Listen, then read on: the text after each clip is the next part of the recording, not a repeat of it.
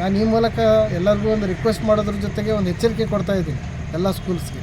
ಒಂದೇ ಎಚ್ಚರಿಕೆ ಕೊಡ್ತಾ ಇರೋದು, ನಿಮ್ಮ ಸ್ಕೂಲ್ ಡಾಕ್ಯುಮೆಂಟ್ಸ್ ಕರೆಕ್ಟಾಗಿ ಇಟ್ಕೊಂಡಿಲ್ಲ ಅಂದರೆ no compromise on school buses. ನಾವು ಯಾರು ಹೇಳಿದ್ರು ಕಾಂಪ್ರಮೈಸ್ ಮಾಡಲ್ಲ. ಆಲ್ರೆಡಿ ನಾನು ಲೋಕಲ್ MLA ಸರ್ಗೂ ಮಾತಾಡಿದ್ದೀನಿ, ಎಲ್ಲರಿಗೂ ಮಾತಾಡಿದ್ದೀನಿ. ನಾನು ಸಿಂಧನೂರು ತೊಳಿಬೇಕಂತ ಅಂದ್ಕೊಂಡಿದ್ದೀನಿ ಸರ್, ದಯವಿಟ್ಟು ತಮ್ಮ ಸಹಕಾರ ಕೊಡ್ರಿ ಅಂದರು. ಅವ್ರು ಸರ್ ಕೂಡ ಒಂದೇ ಮಾತು ಪಾಸಿಟಿವ್ ಆಗಿ ಹೇಳಿದ್ದಾರೆ, ನೀವು ಕ್ಲಿಯರ್ ಮಾಡಿರಿ ಎಲ್ಲನೂ. ಸ್ಕೂಲ್ ಬಸ್ ಮಕ್ಕಳು ಮಾತ್ರ ನಾವು ಯಾವುದೇ ರೀತಿಯಾದಂಥದ್ದು ನಾವು ನಿಮಗೆ ಪ್ರೆಷರ್ ಕೊಡಲ್ಲ, ಯಾವುದೇ ರೀತಿಯಾದಂಥ ಯಾವುದೇ ರೆಕಮೆಂಡೇಷನ್ಸ್ ಯಾರೂ ಮಾಡಬಾರ್ದು ಅಂತ ಹೇಳಿ ಭಾಳ ಕ್ಲಿಯರಾಗಿ ಹೇಳ್ಬಿಟ್ಟಿದ್ದಾರೆ. ಪ್ರಿಯ ವೀಕ್ಷಕರೇ ನಮಸ್ಕಾರ, ನಾನು ವೀರೇಶ್ ಗಡ್ಡಿಮಾಳ್, ಎಸ್ ನ್ಯೂಸ್ಗೆ ಸ್ವಾಗತ. ಇಂದಿನ ಮುಖ್ಯಾಂಶಗಳು: RTO ಅಧಿಕಾರಿಗಳು ಖಾಸಗಿ ಶಿಕ್ಷಣ ಸಂಸ್ಥೆಗಳ ಮೇಲೆ ದಾಳಿ, 5 ಶಾಲಾ ಬಸ್ಸುಗಳು ಜಪ್ತಿ. ತಾಲೂಕು ನೌಕರರ ಸಂಘದಿಂದ ಕಾರ್ಯನಿರತ ಪತ್ರಕರ್ತರ ಸಂಘಕ್ಕೆ ನೂತನವಾಗಿ ಆಯ್ಕೆಯಾದ ಪದಾಧಿಕಾರಿಗಳಿಗೆ ಸನ್ಮಾನ.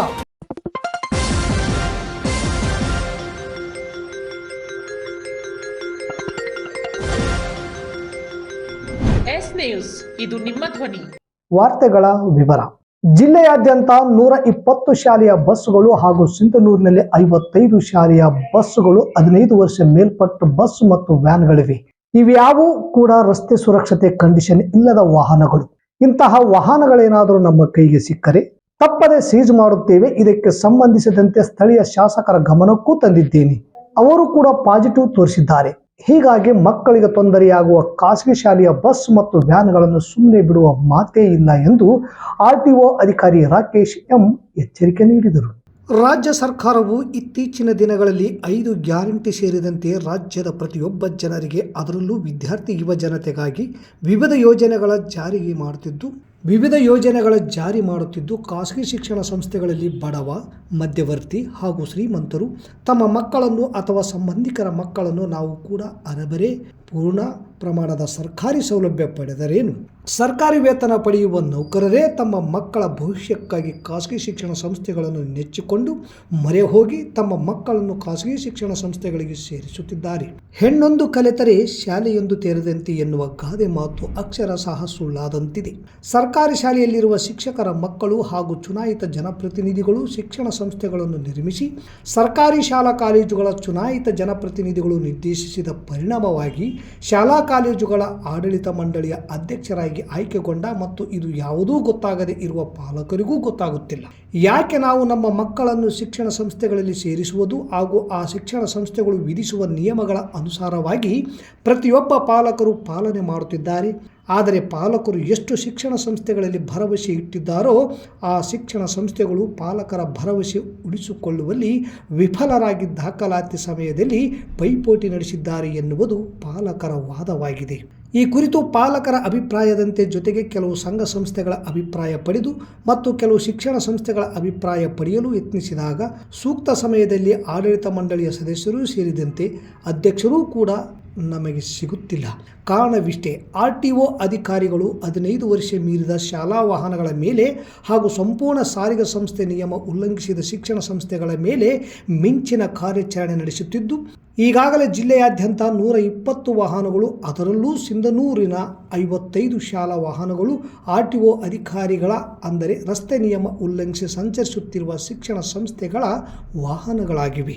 ಅರೆಬರೆ ಓದಿ ಹಾಗೂ ಕಾನೂನು ಬಾಹಿರವಾಗಿ ಮೀಟರ್ ದಂಧೆ ನಡೆಸುವ ಅಂದರೆ 5ರಿಂದ 10 ಬಡ್ಡಿ ನಡೆಸುವ ಕೆಲವು ವ್ಯಕ್ತಿಗಳು ಸಿಂಧನೂರು ಜನತೆಯ ಕೆಂಗಣ್ಣಿಗೆ ಗುರಿಯಾಗದಂತೆ ಕೋಆಪರೇಟಿವ್ ಬ್ಯಾಂಕ್, ಶಾಲಾ ಕಾಲೇಜು, ನಂತರ ಅಧಿಕೃತವಾಗಿ ಹಾಗೂ ಅನಧಿಕೃತವಾಗಿ ಸರ್ಕಾರಕ್ಕೆ ವಂಚಿಸಿ 5ರಿಂದ 10 ಬಡ್ಡಿ ನಡೆಸುವ ವ್ಯಕ್ತಿಗಳು ಇತ್ತೀಚಿನ ದಿನಗಳಲ್ಲಿ ಕೆಲವು ಸರ್ಕಾರಿ ನೌಕರರೂ ಕೂಡ ಪುಷ್ಟಿ ನೀಡುವ ಹಿನ್ನೆಲೆ ಈ ವ್ಯಕ್ತಿಗಳು ಮೀಟರ್ ದಂಧೆ ಹಾಗೂ ಶಿಕ್ಷಣ ಸಂಸ್ಥೆಗಳನ್ನು ನಡೆಸುತ್ತಾ ಸಂಪೂರ್ಣ ಕಾನೂನು ನಿಯಮ ಉಲ್ಲಂಘಿಸುತ್ತಾ ರಾಜಾರೋಷವಾಗಿ ಮೆರೆಯುತ್ತಿದ್ದು RTO ಕಚೇರಿ ಅಧಿಕಾರಿಗಳು ಸರ್ಕಾರದ ನಿಯಮ ಅನುಸಾರವಾಗಿ ದಾಳಿಯನ್ನು ನಡೆಸುತ್ತಿರುವುದು ಇಂತಹ ವ್ಯಕ್ತಿಗಳ ಮೇಲೆ ಎಷ್ಟರ ಮಟ್ಟಿಗೆ ಪರಿಣಾಮ ಬೀರುತ್ತದೆ ಎನ್ನುವುದು ಕಾದು ನೋಡಬೇಕು. ಹೊಸದಾಗಿ ಜಾಯ್ನ್ ಆದಮೇಲೆ ಅದು ಹೊಸ ಸ್ಪಿರಿಟ್ ನಮ್ಮಲ್ಲಿ ಇದ್ದೇ ಇರುತ್ತೆ, ನಾವು ಆ ಸ್ಪಿರಿಟ್ ಜೊತೆಯಲ್ಲೇ ಕೆಲಸ ಮಾಡ್ತೀವಿ.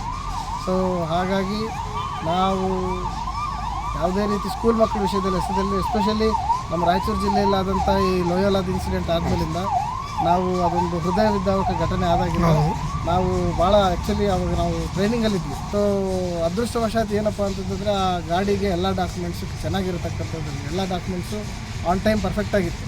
ಸೊ ಹೀಗಾಗಿ ಅವರು ಕಾನೂನಿಂದ ಸ್ವಲ್ಪ ಮಟ್ಟಿಗೆ ಅವರು ಸ್ವಲ್ಪ ರಿಲ್ಯಾಕ್ಸೇಷನ್ ಅಂದರೆ ಸ್ವಲ್ಪ ಮಟ್ಟಿಗೆ ಅವ್ರು ಬಚಾವಾದರು. ಬಟ್ ಆದರೆ ಪೇಪರ್ಸ್ ಇಲ್ಲಾರ್ದಲ್ಲೇ ಮಾತ್ರ ಆ ಥರ ಇನ್ಸಿಡೆಂಟ್ಸ್ ಆದರೆ ಮಕ್ಕಳ ಭವಿಷ್ಯತ್ತು ನೀವು ಕೈಯಾರೆ ಹಾಳು ಮಾಡಿರ್ತಕ್ಕಂಥದ್ದು ಆಗಿರಬೇಕು, ಇನ್ಸೂರೆನ್ಸ್ ಆಗಿರಬೇಕು, ಪೊಲ್ಯೂಷನ್ ಆಗಿರಬೇಕು, ಅದ್ರ ಜೊತೆಗೆ ಏನೇನು ಡಾಕ್ಯುಮೆಂಟ್ಸ್ ಬೇಕು ಎಲ್ಲನೂ ಕೂಡ ನಾವು ಕಂಡೀಷನ್ಸ್ ಹಾಕೇ ಕೊಡೋದು. ಆ ಕಂಡೀಷನ್ಸ್ ಎಲ್ಲಿ ವೈಲೇಷನ್ ಆದರೂ ನಾವು ವೈಲೇಷನ್ ಆಫ್ ಪರ್ಮಿಟ್ ಕಂಡೀಷನ್ ನಾವು ಪೆನಾಲ್ಟಿ ಹಾಕ್ಕೊಡ್ತೀವಿ ಅವ್ರ ಮೇಲೆ. ಬಟ್ ಅದ್ರ ಜೊತೆಯಲ್ಲಿ ಏನಪ್ಪ ಅಂತಂದರೆ ನಾವು ಯಾರ್ಯಾರು ಟ್ಯಾಕ್ಸ್ ಡಿಫಾಲ್ಟರ್ಸ್ ಆಯಿತು, ಟ್ಯಾಕ್ಸ್ ಕಟ್ಟದೇ ಇರೋರು ಆಯಿತು, ಅಥವಾ ಯಾರ್ದಾರು ಫಿಟ್ನೆಸ್ ಮುಗಿದಿದೆ ಅಥವಾ ಫಿಟ್ನೆಸ್ ಹತ್ರ ಬರ್ತಾ ಇದೆಯಲ್ಲ, ಫಿಟ್ನೆಸ್ ಮುಗಿಯೋಕೆ ಹತ್ರ ಬರ್ತಿದ್ದವ್ರಿಗೆ ನೋಟಿಸ್ ಕಳಿಸ್ತೀವಿ. ಅದ್ರ ಜೊತೆಯಲ್ಲಿ ಇನ್ಶೂರೆನ್ಸ್ ಕಂಪ್ನೀಸ್ ಏನಿದೆ ಅವರೆಲ್ಲ ಈಗ ಆನ್ಲೈನ್ ಆಗಿದೆ. ಇನ್ಶೂರೆನ್ಸ್ ಕಂಪ್ನೀಸ್ ಎಲ್ಲ ಅವರು ಕೂಡ ಇನ್ನು ಎಕ್ಸ್ಪೈರಿ ಡೇಟ್ ಇದ್ದಕ್ಕೆ ಮುಂಚೆ ಅವರು ನೋಟಿಸ್ ಕಳಿಸ್ತಾರೆ. ಸೊ ಪರ್ಮಿಟ್ ಡೇಟ್ ಎಂಡ್ ಬರೋದ್ರೊಳಗೆ ನಾವು ನೋಟಿಸ್ ಕಳಿಸ್ತೀವಿ. ಆನ್ ಬಿಫೋರ್ ನಮ್ಮ ನೋಟಿಸ್ ಹೋಗ್ತಾ ಇದೆ, ಅವರು ಅದಕ್ಕೆ ಪಾಸಿಟಿವ್ ರೆಸ್ಪಾಂಡ್ ಆಗಿ ಏನಾದರೂ ನಮ್ಮ ಆಫೀಸಿಗೆ ಬಂದು ಇನ್ ಟೈಮ್ ಎಲ್ಲ ಡಾಕ್ಯುಮೆಂಟ್ಸು ರೆಡಿ ಮಾಡ್ಕೊಂಡು ಇಟ್ಕೊಂಡ್ರೆ ಅವರಿಗೆ that will be very beneficial for that. ಇಲ್ಲಪ್ಪ ಅಂತೇಳಂತಂದರೆ ಯಾರು ಕಾನೂನಿಂದ ಹೊರಗಡೆ ಹೋಗ್ತಾರೆ ಆ ವಿಚಾರದಲ್ಲಿ ಅವ್ರನ್ನ ನಾವು ಯಾವುದೇ ರೀತಿಯಾದಂಥದ್ದು ಮುಲಾಜಿಲ್ದಲ್ಲೇ ಡೆಫಿನೆಟ್ಲಾಗಿ ಆ್ಯಕ್ಷನ್ ತೊಗೊಳ್ತೀವಿ. ಆ್ಯಂಡ್ ನಾನು ಎಸ್ಪೆಷಲಿ ಸಿಂಧನೂರಲ್ಲಿ 55 ಸ್ಕೂಲ್ ಬಸ್ಸಸ್ ಇದೆ which have crossed above the age of 15 years. ಅವು ಯಾವುದೇ ರೀತಿಯಾದಂಥ ರಸ್ತೆ ಸುರಕ್ಷತೆ ಕಂಡೀಷನಲ್ಲಿ ಇಲ್ಲ ಗಾಡಿ ಮೇಲೆ ಓಡಿಸೋದಕ್ಕೆ. ಆ ಗಾಡಿಗಳು ನನಗೆ ಸಿಕ್ತಂದರೆ ಡೆಫಿನೆಟ್ಲಿ ನಾನು ಸ್ಕ್ರ್ಯಾಪ್ ಮಾಡ್ತೀನಿ. ನಾನು ಈ ಮೂಲಕ ಎಲ್ಲರಿಗೂ ಒಂದು ರಿಕ್ವೆಸ್ಟ್ ಮಾಡೋದ್ರ ಜೊತೆಗೆ ಒಂದು ಎಚ್ಚರಿಕೆ ಕೊಡ್ತಾ ಇದ್ದೀನಿ ಎಲ್ಲ ಸ್ಕೂಲ್ಸ್ಗೆ. ಒಂದೇ ಎಚ್ಚರಿಕೆ ಕೊಡ್ತಾ ಇರೋದು, ನಿಮ್ಮ ಸ್ಕೂಲ್ ಡಾಕ್ಯುಮೆಂಟ್ಸ್ ಕರೆಕ್ಟಾಗಿ ಇಟ್ಕೊಂಡಿಲ್ಲ ಅಂದರೆ no compromise on school buses. ನಾವು ಯಾರು ಹೇಳಿದ್ರು ಕಾಂಪ್ರಮೈಸ್ ಮಾಡಲ್ಲ. ಆಲ್ರೆಡಿ ನಾನು ಲೋಕಲ್ MLA ಸರ್ಗೂ ಮಾತಾಡಿದ್ದೀನಿ, ಎಲ್ಲರಿಗೂ ಮಾತಾಡಿದ್ದೀನಿ.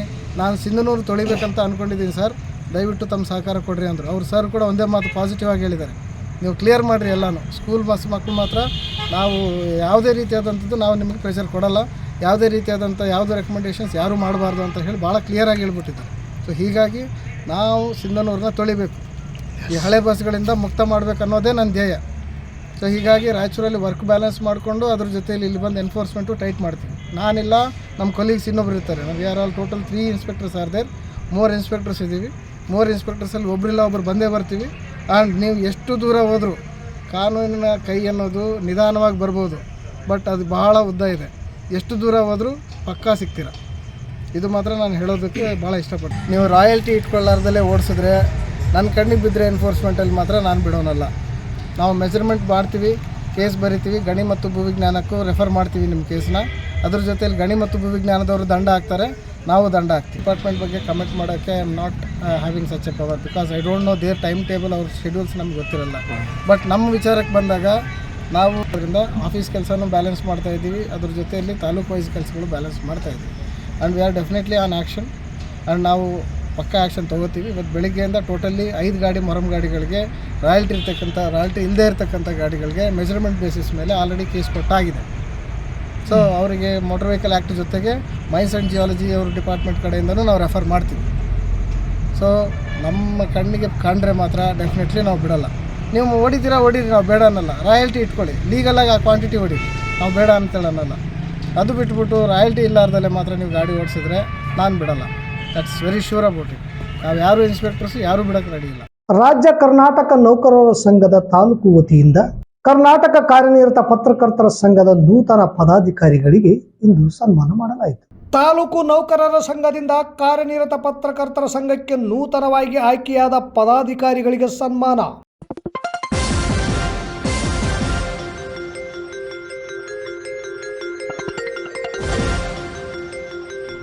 ಎಸ್ ನ್ಯೂಸ್, ಇದು ನಿಮ್ಮ ಧ್ವನಿ.